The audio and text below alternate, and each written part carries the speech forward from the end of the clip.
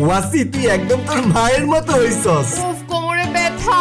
রোমানা তোমার অসুস্থতার নাটক শেষ হয় না? আমরাও তো মা হইছি, কই আমাদের তো এমন হয় না? তুমি ওয়াসি দাদু ভাইয়ের কোনো যত্নই নিচ্ছ না, এসব আমি আর সহ্য করব না।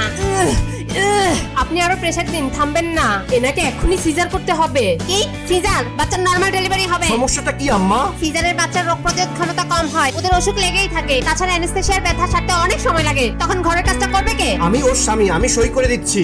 মানে সিজারই হবে? আম্মা তুমি তো জানোই সিজারের জন্য 1 বছর কোমর ব্যথায় কষ্ট পাবে, ও তো সারাদিন সংসারের জন্য খাটে। এই ব্যথা নিয়ে আমাকে বাজার করতে হয়। কি ওয়াসি শিশু করে দিছস? আম্মু পার্টি দিচ্ছি। কান্দে না বাবা, কান্দে না। ওয়াসি একটু কোল থেকে নামতো বাবা, এখন পিঠেও খুব ব্যথা করে। গত 5 মাস রোমানা এক রাতও ঘুমাতে পারেনি, এই কারণে ওর মাথা ব্যথাটা লেগেই থাকে। ওয়াসি বাবা ঘুম ভেঙে গেছে? কেঁদো না, কেঁদো না, একটু দুধু খাও। ফুকা ঘুমালো, পাড়া চুরালো, বর্গি এলো দেশে। ইদানিং রোমানার চোখে খুব ব্যথা হয়, তুমি জানো কেন ব্যথা হয়? চোখে ব্যথা হবে না? 24 ঘন্টা মোবাইল টিপলে তো চোখ ব্যথা করবে। ছি আম্মা তুমি এসব কি বলছো? ও মানসিকভাবে অনেক ডিপ্রেশনে আছে।